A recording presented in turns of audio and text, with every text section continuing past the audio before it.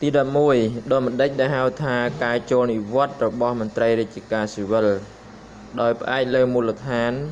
ហេតុអ្វីខ្លះចម្លើយការចូលនិវត្តន៍គឺជាដំណាក់កាលចុងក្រោយនៃជីវិតការងាររបស់មន្ត្រីរាជការនៅក្នុងអាជីពរបស់ខ្លួនការចូលនិវត្តន៍ចែកចេញជាការចូលនិវត្តន៍ដោយការដល់អាយុកំណត់ឲ្យចូលនិវត្តន៍យោងទៅតាមច្បាប់សហលក្ខន្តិកៈមន្ត្រីរាជការស៊ីវិលនិងតាមលក្ខន្តិកៈដោយឡែកនៃក្របខ័ណ្ឌនីមួយៗមន្ត្រីរាជការទាំងពីរភេទត្រូវដាក់ឲ្យចូលនិវត្តន៍នៅពេលដល់អាយុចូលនិវត្តន៍55 58 60ឆ្នាំអាស្រ័យទៅតាមប្រភេទក្របខ័ណ្ឌនិងឋានន្តរស័ក្តិឬមុខតំណែងរបស់គេម្នាក់កមន្ត្រីក្របខ័ណ្ឌប្រភេទកជាមន្ត្រីក្របខ័ណ្ឌប្រភេទកទាំងអស់ចូលនិវត្តន៍នៅអាយុ60ឆ្នាំមន្ត្រីក្នុងឋានន្តរស័ក្តិទី1នៃក្របខ័ណ្ឌប្រភេទកឬយើងហៅថាក1ទាំងអស់ត្រូវសម្រេចឲ្យចូលនិវត្តន៍ដោយបរិយាក្រិតមន្ត្រីក្នុងឋានន្តរស័ក្តិទី2នៃក្របខ័ណ្ឌប្រភេទកឬក2ទាំងអស់ត្រូវសម្រេចឲ្យចូលនិវត្តន៍ដោយអនុក្រឹត្យមន្ត្រីក្នុងឋានន្តរស័ក្តិទី3នៃក្របខ័ណ្ឌប្រភេទក3ត្រូវសម្រេចឲ្យចូលនិវត្តន៍ដោយប្រកាសរបស់ក្រសួងមុខងារសាធារណៈសម្រាប់ក្របខ័ណ្ឌមន្ត្រីគ្រប់គ្រងរដ្ឋបាលប្រកាសរបស់ក្រសួងមហាផ្ទៃសម្រាប់ក្របខ័ណ្ឌជាន់ខ្ពស់ក្រសួងមហាផ្ទៃសម្រាប់ក្របខ័ណ្ឌជាន់ខ្ពស់ក្រសួងមហាផ្ទៃប្រកាសរបស់ក្រសួងស្ថាប័នសម័យសម្រាប់ក្របខ័ណ្ឌមន្ត្រីបច្ចេកទេសជាន់ខ្ពស់ប្រកាសរបស់ក្រសួងការបរទេសសម្រាប់ក្របខ័ណ្ឌមន្ត្រីការទូតជាន់ខ្ពស់ប្រកាសរបស់ក្រសួងសុខាភិបាលសម្រាប់ក្របខ័ណ្ឌសុខាភិបាលជាន់ខ្ពស់ប្រកាសរបស់ក្រសួងអប់រំយុវជននិងកីឡាសម្រាប់គ្រូបង្រៀនកម្រិតឧត្តមទៀតសម្រាប់ក្របខ័ណ្ឌសុខាភិបាលជាន់ខ្ពស់ប្រកាស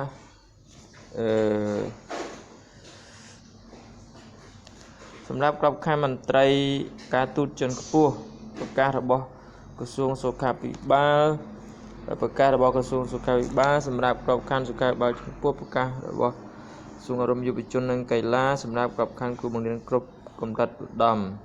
បង្រៀនកម្រិតឧត្តមនឹងមានន័យថាក្រសួងសុខាភិបាលណាក្របខ័ណ្ឌមន្ត្រីការទូតជាន់ខ្ពស់ប្រកាសរបស់ក្រសួងសុខាភិបាលសូមដល់ទៀតណាសម្រាប់ក្របខ័ណ្ឌមន្ត្រីបច្ចេកទេសជាន់ខ្ពស់ប្រកាសរបស់ក្រសួងការបរទេសសម្រាប់ក្របខ័ណ្ឌមន្ត្រីការទូតជាន់ខ្ពស់ប្រកាសរបស់ក្រសួងសុខាភិបាលសម្រាប់ក្របខ័ណ្ឌសុខាភិបាលជាន់ខ្ពស់ប្រកាសរបស់ក្រសួងអប់រំយុវជននិងកីឡាសម្រាប់ក្របខ័ណ្ឌគ្រូបង្រៀនកម្រិតឧត្តមខមន្ត្រីក្របខ័ណ្ឌប្រភេទខ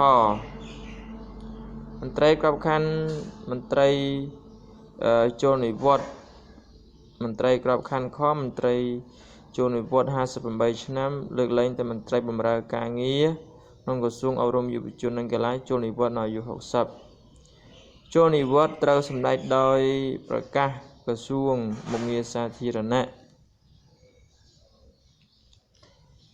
មន្ត្រីក្របខ័ណ្ឌក្រសួងមហាផ្ទៃចូលនិវត្តន៍នៅអាយុ58ឆ្នាំដោយប្រកាសរបស់ក្រសួងមហាផ្ទៃមន្ត្រីក្របខ័ណ្ឌក្រមការចូលនិវត្តន៍នៅអាយុ58ឆ្នាំដោយប្រកាសរបស់ក្រសួងការបរទេសនិងសហប្រតិបត្តិការអន្តរជាតិមន្ត្រីក្របខ័ណ្ឌគ្រូបង្រៀនកម្រិតមូលដ្ឋានចូលនិវត្តន៍នៅអាយុ60ឆ្នាំដោយប្រកាសរបស់ក្រសួងអប់រំយុវជននិងកីឡាមន្ត្រីក្របខ័ណ្ឌមន្ត្រីបច្ចេកទេសមធ្យមចូលនិវត្តន៍នៅអាយុ58ឆ្នាំដោយប្រកាសរបស់ក្រសួងស្ថាប័នសម័យមន្ត្រីក្របខ័ណ្ឌមន្ត្រីសុខាភិបាលមធ្យមចូលនិវត្តន៍នៅអាយុ60ឆ្នាំដោយប្រកាសរបស់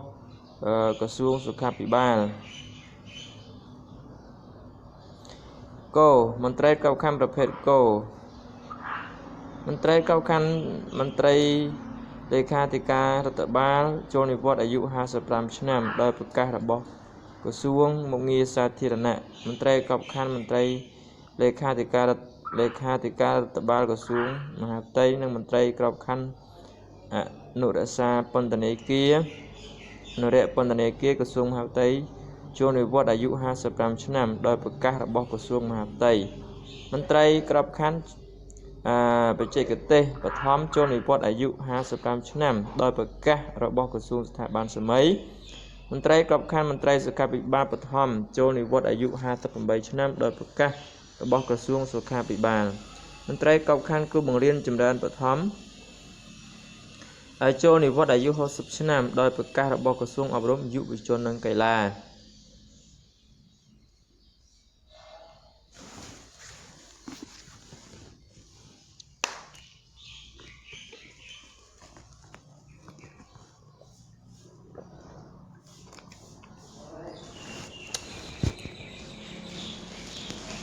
ខមន្ត្រីក្របខ័ណ្ឌប្រភេទខជាមន្ត្រីក្របខ័ណ្ឌមន្ត្រីភ្នាក់ងាររដ្ឋបាលចូលនិវត្តន៍អាយុ55ឆ្នាំដោយប្រកាសរបស់ក្រសួងមុខងារសាធារណៈមន្ត្រីក្របខ័ណ្ឌភ្នាក់ងាររដ្ឋបាលក្រសួងមហាផ្ទៃចូលនិវត្តន៍អាយុ55ឆ្នាំដោយប្រកាសរបស់ក្រសួងមហាផ្ទៃមន្ត្រីក្របខ័ណ្ឌមន្ត្រីភ្នាក់ងារបច្ចេកទេសចូលនិវត្តន៍អាយុ55ឆ្នាំដោយប្រកាសរបស់ក្រសួងស្ថាប័នសម័យការចូលនិវត្តន៍មុនអាយុតាមការស្ម័គ្រចិត្តមន្ត្រីរាជការដែលមានអតីតភាពការងារ30ឆ្នាំឡើងទៅហើយមានអាយុមិនទាន់ដល់អាយុកំណត់ឲ្យចូលនិវត្តន៍អាចស្នើសុំចូលនិវត្តន៍បាននៅពេលដែលមន្ត្រីនៃក្របខ័ណ្ឌណាមួយបានបម្រើការងារមានអតីតភាពគ្រប់30ឆ្នាំហើយតែមិនទាន់ចូលដល់អាយុត្រូវចូលនិវត្តន៍នោះក្រសួងស្ថាប័នមិនអាចចាប់បង្ខំគេឲ្យចូលនិវត្តន៍បានទេ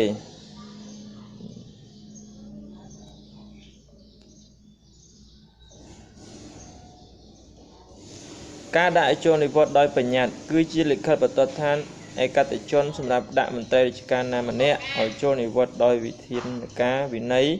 អនុវត្តបទបញ្ញត្តិក្នុងជំពូកទី5នៃច្បាប់ស្តីពីសហលក្ខន្តិកៈមន្ត្រីរាជការស៊ីវិលនិងអនុក្រឹត្យស្តីពីនីតិវិធីអនុវត្តវិន័យចំពោះមន្ត្រីរាជការស៊ីវិលការដាក់ចូលនិវត្តន៍ដោយបញ្ញត្តិនៅពេលមន្ត្រីរាជការប្រព្រឹត្តកំហុសឆ្គងក្នុងវិជ្ជាជីវៈដែលត្រូវទទួលទណ្ឌកម្មខាងវិន័យថ្នាក់ទី2ចំណុចខការដាក់ចូលនិវត្តន៍ដោយបាត់បង់សម្បទានវិជ្ជាជីវៈការដាក់ឲ្យចូលនិវត្តន៍នេះចំពោះមន្ត្រីរាជការទាំងពីរភេទដែលបាត់បង់សម្បទាវិជ្ជាជីវៈហើយមានអតីតភាពការងារចាប់ពី20ឆ្នាំទៅដល់ក្រោម30ឆ្នាំហើយពុំគ្រប់អាយុចូលនិវត្តន៍ការកំណត់ពីការបាត់បង់សម្បទានវិជ្ជាជីវៈរបស់មន្ត្រីរាជការត្រូវសម្រេចដោយគណៈកម្មការការបាត់បង់សម្បទានវិជ្ជាជីវៈបែងចែកទៅតាមមូលហេតុដូចតទៅកការបាត់បង់សម្បទានវិជ្ជាជីវៈដោយគ្រោះថ្នាក់ការងារត្រូវបានចាត់ទុកជាគ្រោះថ្នាក់ការងារគឺគ្រោះថ្នាក់ដែលកើតឡើងដោយធ្វើការឬក្នុងពេលធ្វើការជូនក្រសួងស្ថាប័ន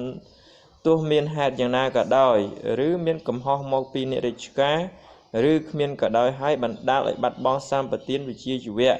ការងារទាំងស្រុងនិងជាអចិន្ត្រៃយ៍ឧទាហរណ៍គ្រោះថ្នាក់កើតឡើងក្នុងពេលម៉ោងធ្វើការទាំងស្រុងទាំងក្រៅក្រសួងស្ថាប័នដែលអ្នករាជការបានបំពេញភារកិច្ចរបស់ខ្លួនគ្រោះថ្នាក់ក្នុងរយៈពេលធ្វើការឬក្រោយពេលធ្វើការដែលអ្នករាជការរៀបចំសម្ភារៈពលកម្មឬម៉ាស៊ីនគ្រោះថ្នាក់ក្នុងការបំពេញសេចក្តីត្រូវការផ្ទាល់របស់ខ្លួនក្នុងរយៈពេលក្រោយធ្វើការដូចជាពេលសម្រាកហូបចុកនិងពេលបំបៅកូនកណ្ដាលវេនពេលសម្អាតខ្លួននៅក្រោយធ្វើការគ្រោះថ្នាក់ដែលបណ្ដាលមកពីកត្តាដែលមានគ្រោះថ្នាក់មានជាតិពុលដោយមិនដឹងខ្លួនជាមនុស្សជាមុនក្នុងក្រសួងស្ថាប័ននៅក្នុងផលិតកម្មហើយបណ្ដាលឲ្យមានរបួសពលសន្លប់ដល់អ្នករាជការហើយធ្វើឲ្យបាត់បង់សម្បទានវិជ្ជាជីវៈជាស្ថាពរនៅសមត្ថភាពការងារគ្រោះថ្នាក់ដែលធ្លាក់លើអ្នករាជការក្នុងពេលអ្នកទាំងនោះធ្វើដំណើរពីលំនៅឋានរបស់ខ្លួនឆ្ពោះត្រង់ទៅកន្លែងធ្វើការឬវិលមកវិញដោយគ្មានឈប់ឬដោយគ្មានវៀងទៅទីណាជាប្រយោជន៍ផ្ទាល់ខ្លួនខ ខការបាត់បង់សម្បទានវិជ្ជាជីវៈដោយគ្រោះថ្នាក់ការងារក្នុងពេលបេសកកម្មគ្រោះថ្នាក់នៅពេលអ្នករាជការបញ្ចេញនៅវីរភាពក្នុងការបំពេញបេសកកម្មដែលក្រសួងស្ថាប័នអង្គភាពប្រគល់ឲ្យហើយ